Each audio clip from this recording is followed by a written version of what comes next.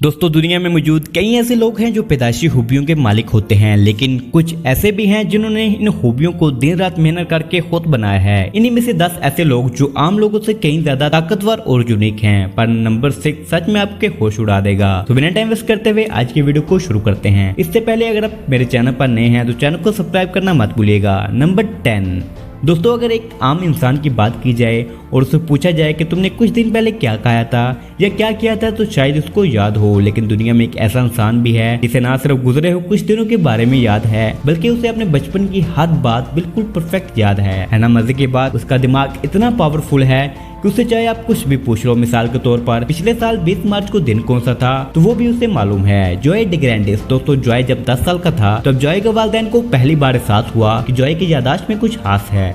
Joy ने अपने family के बारे में कई ऐसे बातें बताई जो हैरान करने वाली थी। यहाँ तक कि जॉय ने तारीख और दिन भी बताया और जब जॉय के वालिदैन ने कैलेंडर से चेक किया तो वो बिल्कुल हैरान रह गए क्योंकि ये बात और तारीख बिल्कुल सच थी। जब जॉय की एज 26 साल हुई तब जॉय ने इस हालत के बारे में और जानने के लिए रिसर्च शुरू कर दी। तब जो हुआ वो हैरान करने वाला था। जॉय ने देखा कि यूनिवर्सिटी ऑफ कैलिफोर्निया के प्रोफेसर इस हालत के बारे में कई सालों से रिसर्च कर रहे हैं। अब तक इन्होंने सिर्फ कुछ ही लोगों में इस हालत की तशखीस की थी। उनका ये भी कहना था कि एक नायाब खूबी है जो दुनिया में मौजूद कुछ ही लोगों में पाई जाती है। नंबर 9 दोस्तों, हम में से अक्सर लोगों के लिए अपने पैरों की उंगलियों को छूना ही मुश्किल होता है। लेकिन आज के इस एपिसोड में मैं बात करने वाला हूँ दुनिया की सबसे खूबसूरत और फ्लेक्सिबल लड़की के बारे में। जी हाँ दोस्तों, ये इतनी फ्लेक्सिबल हैं कि छोटे से बॉक्स में खुद को बड़ी आसानी से छुपा सकती हैं। जूलिया गोंथल उर्फ ज़लाटा। दोस्तों ज़लाटा जर्मनी में पैदा हुई। बचपन से ही इनमें बहुत ज्यादा फ्लेक्सिबिलिटी थी जिसके चलते इन्होंने कई रिकॉर्ड बनाए। ज़लाटा को जब एक टीवी शो में बुलाया गया तो उसमें इन्होंने अपनी खूबी का मुजाहरा किया,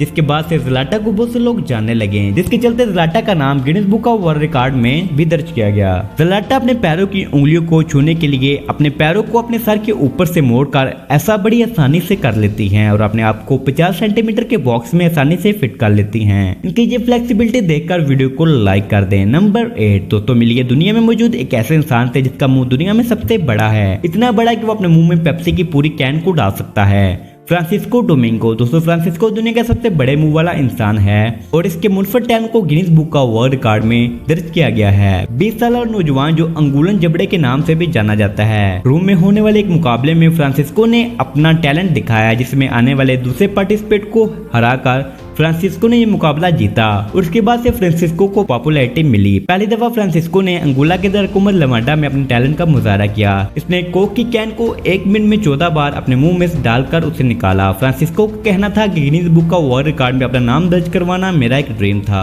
आप लोग इस टैलेंट के बारे में क्या कहेंगे कमेंट सेक्शन में जरूर बताएं। नंबर 7 दोस्तों, क्या आप लोग जानते हैं कि जब किसी इंसान पर किसी चीज के लिए जुनून सवार हो जाता है तो वो नफा या नुकसान देखे बगैर उस हद तक पहुंच जाता है जहाँ तक इंसान सोच भी नहीं सकता। आज की इस वीडियो में मिली एक ऐसी खातून से जिन्होंने अपनी कमर को 25 इंच से कम करके 16 इंच कर दिया। लेकिन कैसे, आइए जानते हैं। माइकली कोपके। दोस्तों माइकली की एज 24 साल है और वो पिछले 3 सालों से अपनी कमर को कम करने में लगी हुई हैं, जिसके लिए वो एक बेल्ट का इस्तेमाल करती हैं ताकि वो अपनी कमर को पतला कर सकें। माइकली बेल्ट को हर वक्त अपनी कमर के साथ बांध कर रखती हैं और जब बेल्ट लूज होता है तो उसे जो टाइट कर देती हैं, जिसकी वजह से इनके मिड सेक्शन का एरिया इस हद तक कमजोर हो चुका है कि आने वाले कुछ सालों में ये इस बेल्ट के बगैर चल भी नहीं पाएंगी। माइकली का कहना था कि इन्हें खाने पर बहुत ध्यान रखना पड़ता है और वो गैसी फूड नहीं खाती। इसके अलावा इन्हें सांस लेने में काफी ज्यादा मुश्किल का सामना करना पड़ता है। माइकली जब घर से निकलती हैं सब लोग इनको देखकर हैरान रह जाते हैं और कुछ पॉजिटिव और कुछ नेगेटिव कमेंट्स भी आते हैं, लेकिन माइकली का कहना था कि मैं इसे इग्नोर करती हूँ। सबसे हैरत अंगेज बात यह है कि माइकली अपने आप के साथ ऐसा क्यों कर रही हैं, तो इसका जवाब ये है कि माइकली को अपने से पहले वाले रिकॉर्ड को तोड़ना है। उसके मुताबिक सबसे ज्यादा पतली कमर का साइज 15 इंच है। नंबर 6 दोस्तों, अगर वर्ल्ड रिकॉर्ड की बात की जाए तो आज के वक्त में हर कोई वर्ल्ड रिकॉर्ड बनाने के लिए आए दिन कुछ न कुछ करता रहता है। कुछ नेचुरली यूनिक होने की वजह से वर्ल्ड रिकॉर्ड बनाते हैं तो कोई वर्ल्ड रिकॉर्ड बनाने के लिए खुद को यूनिक बनाने में लग जाता है। बिल्कुल इसी तरह आज हम बात करने वाले हैं एक ऐसे इंसान के बारे में जिसका ताल्लुक मलेशिया से है। और दोस्तों क्या आप जानते हैं मुल्क मलेशिया में कई ऐसे लोग निकल के आए हैं जिन्होंने कई वर्ल्ड रिकॉर्ड बनाए हैं। मिसाल के तौर पर 2 जुड़वा इमारतें, दुनिया के सबसे बड़े होटल, इसके अलावा अपने दांतों की मदद से 7 डब्बों वाली ट्रेन को खींच कर ना तोड़ने वाला रिकॉर्ड शामिल है। राधा कृष्णा वेलू। दोस्तों राधा कृष्णा दुनिया का वाहिद ऐसा इंसान है जिसने अपने दांतों से पूरी की पूरी ट्रेन को खींचकर गिनीज वर्ल्ड रिकॉर्ड अपने नाम किया और इसके बाद से इनका नाम किंग टूथ पड़ गया। दोस्तों 2003 में इन्होंने अपने दांतों की मदद से स्टील की रस्सी को इस्तेमाल करते हुए 60 डब्बों वाली ट्रेन को, जिसका वजन 297 टन था, 9 फीट तक धकेल कर वर्ल्ड रिकॉर्ड कायम किया और मुझे नहीं लगता इनका ये रिकॉर्ड कोई तोड़ पाएगा। ये एक ऐसा कारनामा था जिसे देखने वाले लोग हैरान रह गए। राधा कृष्णा जो कि हिंदुस्तान से ताल्लुक रखने वाले मलेशियन इंसान है, इनका कहना था कि वो रोजाना 25 किलोमीटर तक तोड़ते हैं और अपने दांतों को और मजबूत करने के लिए एक्सरसाइज करते हैं। नंबर 5। दोस्तों आज के इस वक्त में हर कोई दिन के उजाले से लेकर सूरज ढलने तक टेंशन में रहता है और अपने कामों में इस हद तक मसरूफ है कि कई दफे से खाने का भी होश नहीं रहता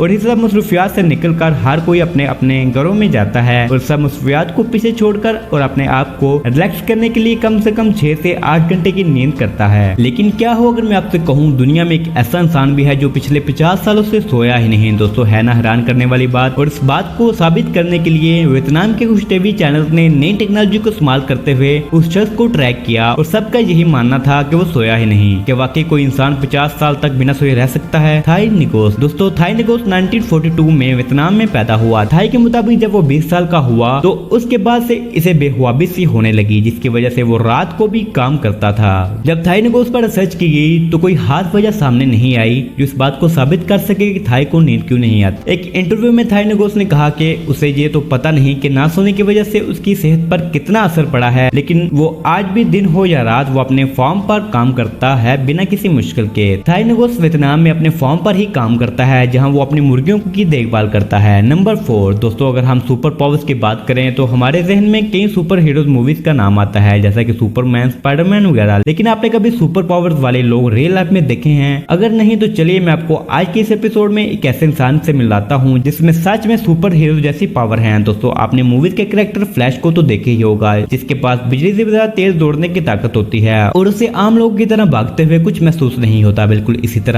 इसी तरह इस इंसान को भी भागते वक्त किसी किस्म की कोई पेन और थकावट महसूस नहीं होती। इसी के चलते दोस्तों इन्होंने ना टूटने वाला रिकॉर्ड कायम कर दिया। इन्होंने तकरीबन 4 दिन बिना रुके बिना सोए मुसलसल भागकर आलमी रिकॉर्ड कायम कर दिया। डीन कर्नाज। दोस्तों डीन 23 अगस्त 1962 में कैलिफोर्निया में पैदा हुए और जब वो स्कूल में पढ़ रहे थे तब से इन्होंने दौड़ना शुरू कर दिया। डीन छुट्टी के बाद अपने घर दौड़ कर जाते थे। डीन का कहना था कि वो सिर्फ एंजॉय करने के लिए दौड़ते थे और आस्ता आस्ता डीन को मजा आने लगा। डीन ने अपने घर पहुंचने के लिए कई और रास्ते एक्सप्लोर किए और अपनी दौड़ को और भी फास्ट किया। 3 साल की उम्र तक डीन स्कूल में होने वाले कंपटीशन में हिस्सा ले रहा था। जब डीन की उम्र 11 साल हुई तब डीन ने बिना घर बताए अपने ग्रैंड पेरेंट के घर तक दौड़कर सफर किया जो तकरीबन 64 किलोमीटर का फासला था। इसी तरह दौड़ते दौड़ते कर्नाज ने कई ऐसे रिकॉर्ड कायम किए जो इम्पॉसिबल थे, जैसा कि 2002 में इन्होंने साउथ पोल की मैराथन में हिस्सा लिया जहां पर टेम्परेचर -13 डिग्री था और बिना स्नो शूज के इन्होंने ये कंपटीशन जीता। 2004 में इन्होंने एक ऐसा रिकॉर्ड बनाया जिसके बारे में सुनकर लोग घबरा जाते हैं। इन्होंने बैड वाटर मैराथन में हिस्सा लिया जो डेथ वैली से होकर गुजरती है और वहां का टेम्परेचर 100 डिग्री सेल्सियस से भी ज्यादा हो सकता है और इसका फासला 217 किलोमीटर तक था। वैसे तो कर्नाज ने बहुत से ऐसे रिकॉर्ड बनाए जिनमें से काफी हैरान कर देने वाले थे। 2005 में इन्होंने 560 किलोमीटर का फासला 80 घंटे और 44 मिनट तक बिना रुके बिना सोए मुसलसल दौड़कर पूरा किया, जिसके बाद से पूरी दुनिया हैरान है कि ऐसा कैसे हो सकता है। मुझे नहीं लगता इससे पहले कभी किसी ने ऐसे रिकॉर्ड बनाए होंगे। रिसर्चर्स के मुताबिक डीन की टांगों में होने वाले सेंसेशन, पेन या किसी किस्म की चोट का एहसास डीन के दिमाग तक पहुंचता ही नहीं, इसी वजह से डीन को पेन महसूस नहीं होती।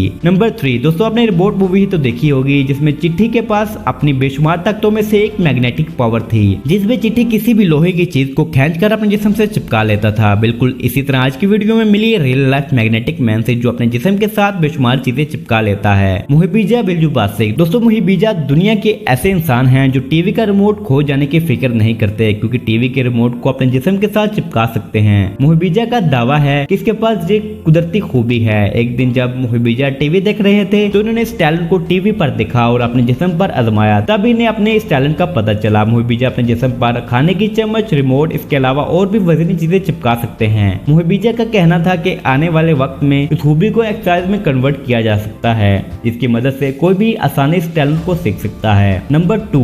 दोस्तों हम सब ने कई कहानियां पढ़ी हैं और उन सब लोगों के बारे में सुना और देखा है जो खौफनाक हादसों से बच निकलते हैं। इन्हीं में से एक नाम है हाफ एंड मैन का। जी हाँ दोस्तों, डॉक्टरों ने इसकी जान तो बचा ली लेकिन इसके सर का आधा हिस्सा काटना पड़ा। Carolus Rodrigues. दोस्तों कार्लस हमेशा से ऐसा नहीं था। 14 साल तक बिल्कुल नॉर्मल जिंदगी जी रहा था। तभी कुछ ऐसा हुआ जिसने कार्लोस की जिंदगी चेंज कर दी। एक रात कार्लोस ने नशा किया हुआ था और अपने दोस्त के साथ मिलकर उसने एक कार को चुराया। उसी नशे की हालत में कार्लोस ड्राइव कर रहा था। तभी कार्लोस का एक्सीडेंट हो गया और कार्लोस विंडशील्ड को तोड़ते हुए बाहर जा गिरा और उसके सर पर चोट आई। कार्लोस को फौरन हॉस्पिटल ले जाया गया। तब डॉक्टरों को इसकी जान बचाने के लिए इसके सर का आधा हिस्सा काटना पड़ा। इतना कुछ होने के बावजूद कार्लोस अपनी हरकतों से बाज नहीं आया और 2010 में कार्लोस जिस्म फरोशी के इल्जाम में गिरफ्तार हुआ और कुछ टाइम जेल में रहने के बाद उसे छोड़ दिया गया। 2016 में कार्लोस ने कत्ल की कोशिश की और कई मासूम जानों को खतरे में डाला। आज तक डॉक्टरों को इसके दिमाग में होने वाले चेंजेस का पता नहीं लगा,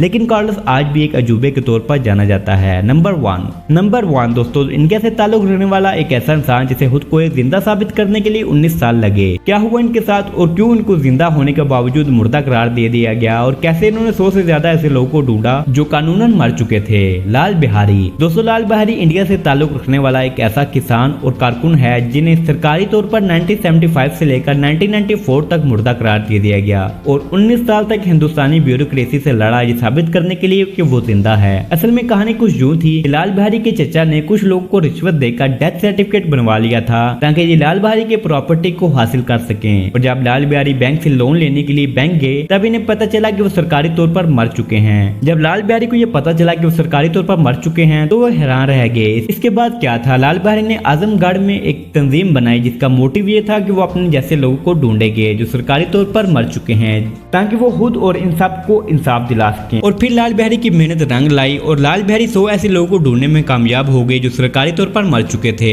इन 19 सालों में लाल बिहारी ने खुद पर तवज्जो हासिल करवाने के लिए कई तरीके अपनाए। यहाँ तक कि लाल बिहारी ने अपने ही जनाजे का इंतजाम किया और अपनी बीवी के लिए बेवा के मुआवजे का मुतालबा किया। 1980 में इन्होंने अपने नाम के साथ डायल लिखना शुरू कर दिया। 1989 में इन्होंने इलेक्शन में हिस्सा तक ले लिया ताकि वो सिर्फ ये साबित कर सके कि वो जिंदा हैं और आखिरकार 1994 में 19 साल की मेहनत के बाद कोई साबित कर पाए कि वो जिंदा हैं। दोस्तों, है ना हैरान कर देने वाली बात, इनकी लाइफ पर एक फिल्म भी बन चुकी है जिसे 7 जनवरी 2021 में रिलीज किया गया था। आपको आज की ये लिस्ट कैसी लगी कमेंट सेक्शन में जरूर बताएं और thanks for watching my video. मिलते हैं नेक्स्ट वीडियो में, तब तक के लिए अपना ख्याल रखिएगा।